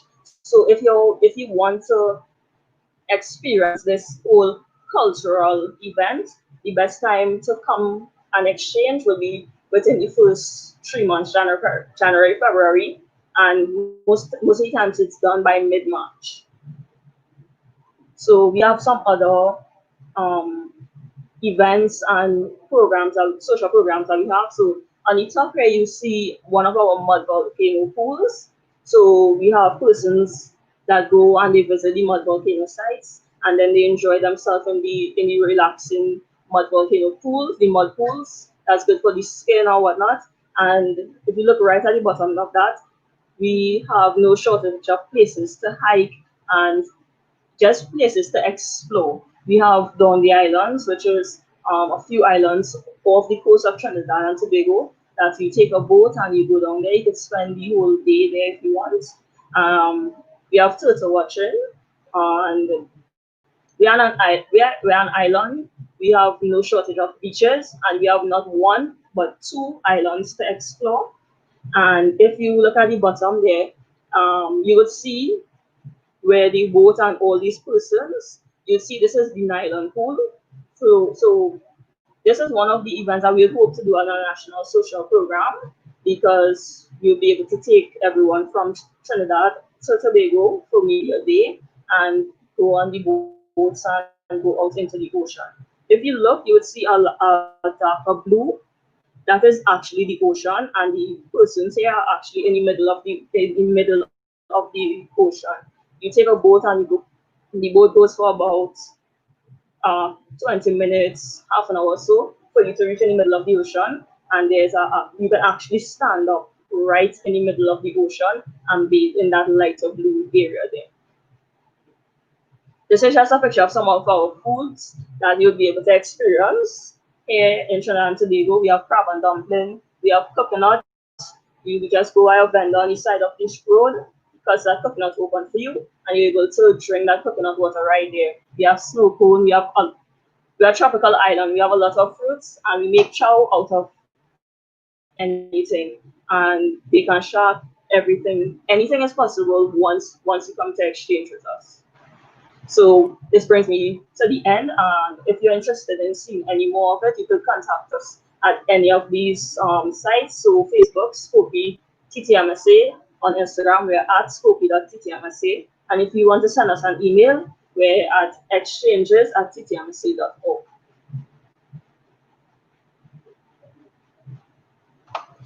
Thank you, Melissa. Your presentation was amazing. So in the end, I will call you again for the questions. Okay? And for the students watching here in the YouTube, you can see the link for the questions, and you can send questions at any time, and we will answer in the end. So we have one more in the mall, which is Chile, and then we come back for questions. And now we will start with Chile. Hey. Hi. So it's yours. You can start your presentation. Thank you, Monique. Well, Jen, you can share the presentation? Yes. Please.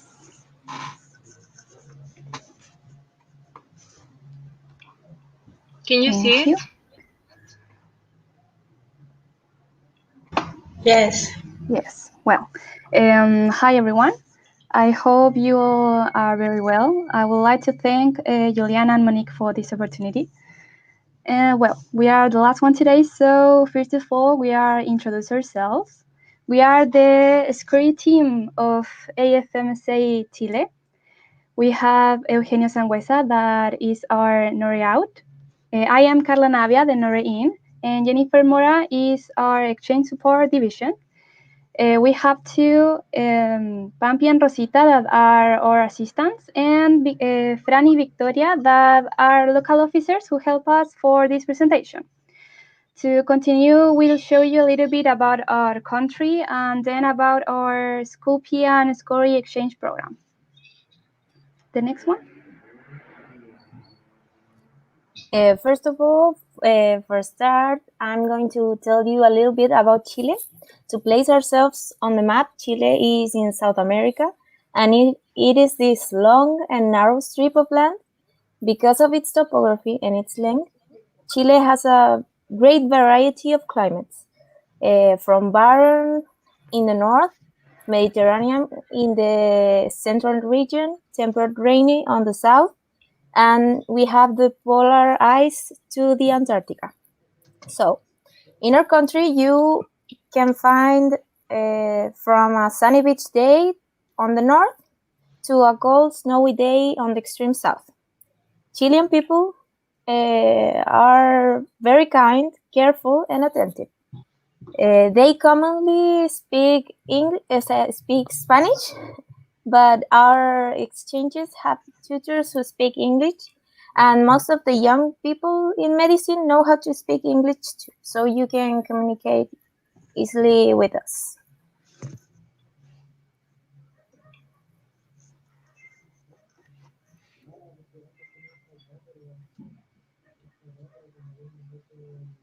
Well, now we will tell you about our SCORI and SCOPE exchange program. The exchange has a duration of 4 weeks, and in this time you will be doing a lab work at the project university, and for SCOPE, a 4-week internship that can be a clinical practice in a healthcare facility at some hospital or clinic. The programs include the possibility of working at the selected research project or the clinical internship.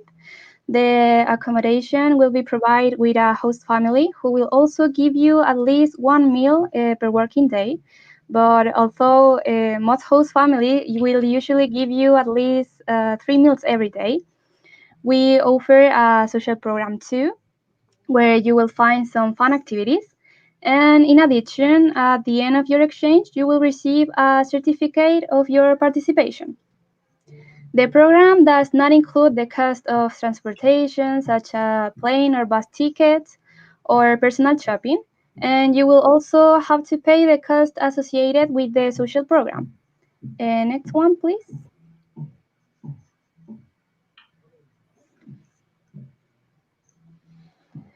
Now, in which cities and universities do we have active research projects? We have Antofagasta at the University of Antofagasta, in Santiago de Chile at University of Chile, in Talca at University of Talca, in Concepción at University of Concepción and Universidad Católica de la Santísima Concepción, and Temuco at University of La Frontera. The next one.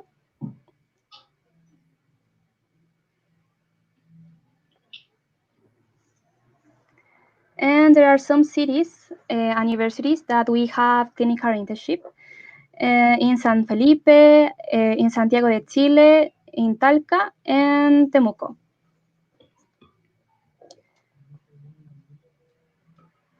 The next one. Thank you. Well, for research projects, we have 3 types that are basic science, clinical project with laboratory work, and clinical project without laboratory work. We have 12 projects distributed in the different cities and universities that I already said.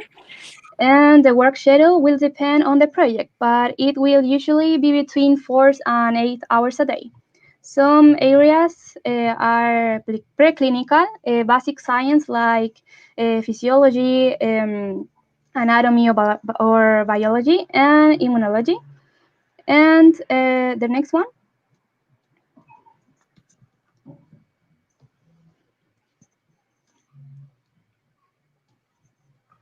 Now we wanted to take a minute. For Scope Sorry. Exchange Program, we have some departments for clinical internship that are general internal medicine, neurology, general surgery, pediatrics, or traumatology, and others.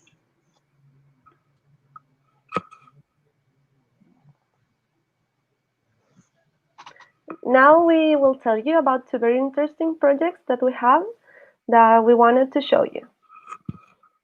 The first project is of the University of Antofagasta. It's called Role of Cardiac Emit Channels in Chagas Disease, and it is in the area of basic science at the Instituto Antofagasta. In this project, the role of the student is to observe the practical experiments, but he or she will also be highly involved in the analysis of the results. Next one.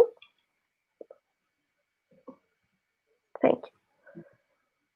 The second project we are going to mention is from the University of Chile.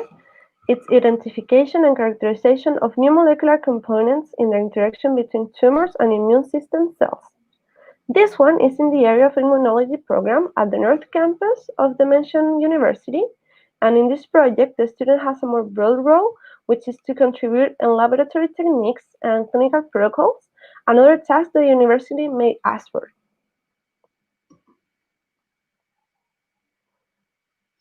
To finish, I will talk a little about our social program. If there are 3 or more incomings in the same city in any month of the year, we will offer you a local social program, where most of the activities will take place during the weekends. This program varies depending on the hosting city, but it could include trekking, city tours, visiting museums, dance lessons, among other things. Also, most of the time, you will be able to enjoy the international dinner at the end of the month. I'm glad to tell you that if you come on January, July, or August, you will have the possibility to be part of our national social program. It consists on visiting a different region, including the North, Center, and South, if it's possible, every weekend. So you would visit some of the most important sites of all of these regions, and you will meet many other Chilean exchange students. On the other hand, if you're interested in visiting other places on your own, such as San Pedro de Atacama, Rapa Nui, the Torres del Paine, Chiloé Island, among others, you could always ask us for help, and we will provide you as much information and support as we can. We will always try to do our best to make you feel comfortable during your exchange, and we hope to see you soon in our beautiful country. Thank you so much for your attention.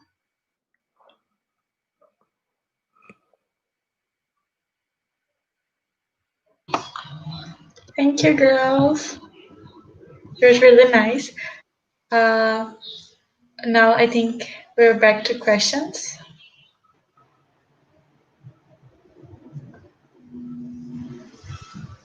Yes.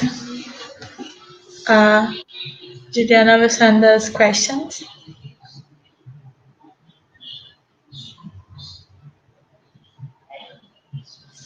Just a second. We have first questions for everyone, so each one of you can reply one by one. Can graduated students apply for the exchange in your country? Okay, so I'll start. No, we don't accept graduate students in Trinidad and Tobago. Okay, so I'll start. No, we don't accept graduate students in Trinidad and Tobago. Okay, so I'll start. No, we don't accept graduate students in Trinidad and Tobago.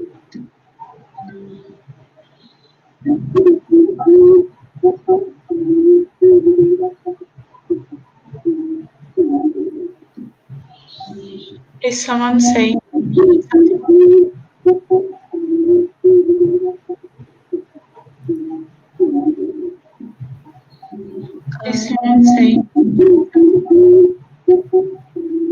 Someone is maybe with the YouTube open, so Yeah, if you I don't can. know. I will answer for us. It's for everyone, right? Yes. Yeah.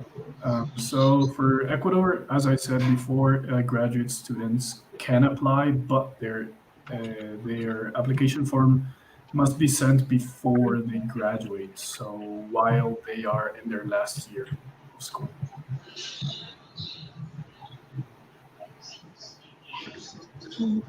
And Chile? Well, for us, in our case, graduated students can also apply only if at the moment for apply they are still students. So if your exchange is going to be, I mean, 6 months, 1 year, and you graduated between that time, you can do your exchange. Great. We can go to the next question. It's also for everyone. How many exchange students do you receive per season, like in scope and score together?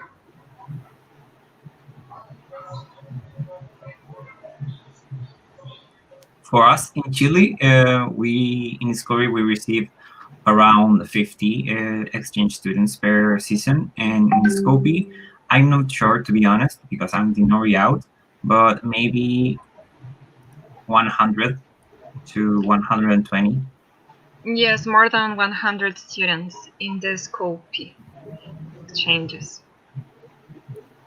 For us in Ecuador, this year, well, last year, we would receive around 100 or something bilateral contracts. So yeah, around 100 students.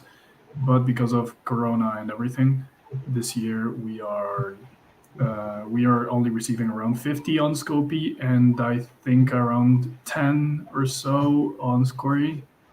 So yeah, we had to cut down a lot. So within Trinidad and Tobago, this is our first year active.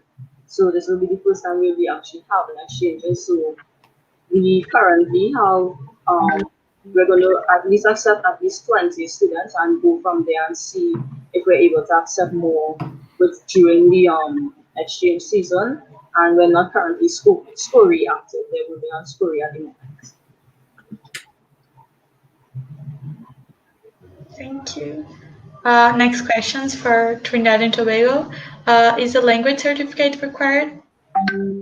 So a language certificate will be an asset.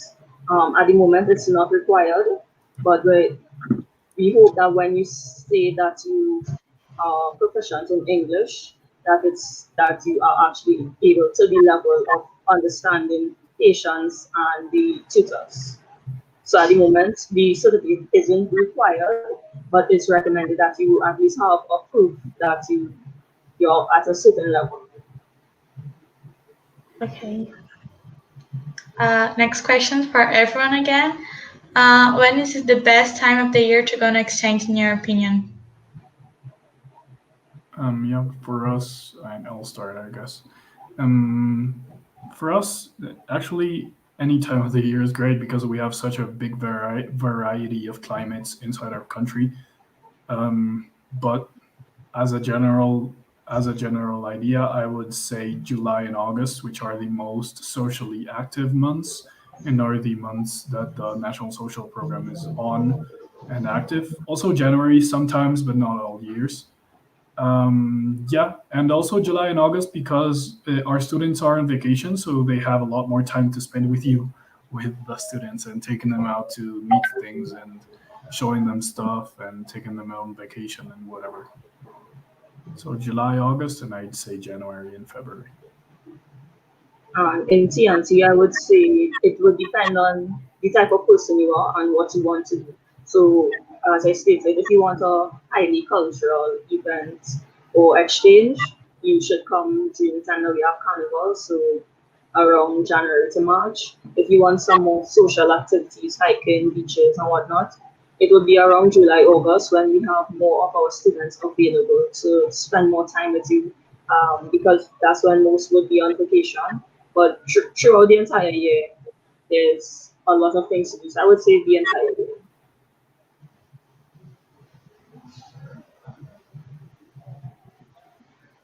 In Chile, we think that the best months are September and January and August. Why September? Because it is when the spring starts, and we also celebrate our national holidays. So everyone is celebrating, and we prepare many traditional food. And January and August are very interesting too, because we receive many students, many exchange students. So you can celebrate with them or go to Paris, to many other places. Perfect. Next question is to Ecuador. How much is the average expenses with social program? Okay, that's something I maybe forgot to mention. The social program, we have the national social program, which is around what Brad was talking about, around $70, including everything except the transport to the place we're doing the social program. The transport inside the country is very cheap, so maximum like $10, plus the 70 that includes everything inside that weekend. But we also have local social programs. If you don't come on the summer months, the local committees are filled with a bunch of things to do. So they will also help you with that. And as an average, I would say if you stay inside the city, less than $40 a weekend, maximum $40 a weekend.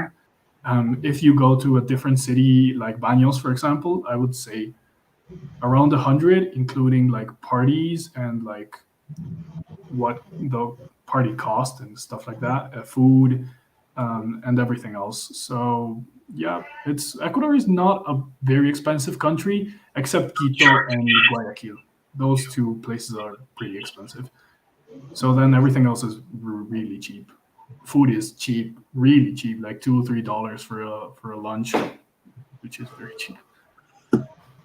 It is. Thank you. Next question is for Chile. Do Brazilian needs passport? Well, as far as I know, you don't need passport. You can only travel. Well, if you want to use your passport, you can, but you can also travel with your national identification document. Perfect. Another question for everyone. Do you usually host many Brazilian students? Yes, in Chile, we host a lot of Brazilian students, mostly in July, August, and January. Yeah, for us in Ecuador, we have a lot of Brazilian students, and actually we have a great relationship with not only DENEM but also IFMSA Brazil, and we have had a lot of students come. There's also an advantage here in Ecuador. There's a lot of people that speak Portuguese, so you probably are we're gonna find a lot of people not only in the hospital but also in the local committees that speak Portuguese. And well, this is the first time Trinidad is active, so we hope that will be our first exchange Brazilian student. Okay. So I guess we had a lot of questions. Oh, we have one more. For everyone again, do you intend to offer public exchange help in the future?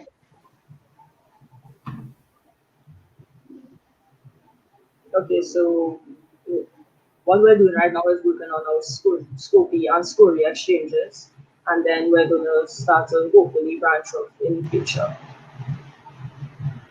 Yeah, for us in Ecuador, it's something we have been talking about inside the NMO for a lot of time. But right now, especially with all that's happening, we want to focus on improving everything and perfecting everything regarding those Scopy and Score exchanges. And after we perfect this, we will be moving on to the SCOF and the SCOF exchanges and the other ones. Yes, in Chile, we would love to do it in the future, but at the moment, we think that it's not possible. But we will try to do our best to improve our possibilities. Okay, that's perfect. I hope you all can start with public health exchange in the future because it's really nice. And thank you for all of you coming today. Thank you for Chile, for Ecuador, to Trinidad, Tobago, to Venezuela, Costa Rica, and Quebec, for all of you to come today. Thank you. I hope you enjoy as much as we did.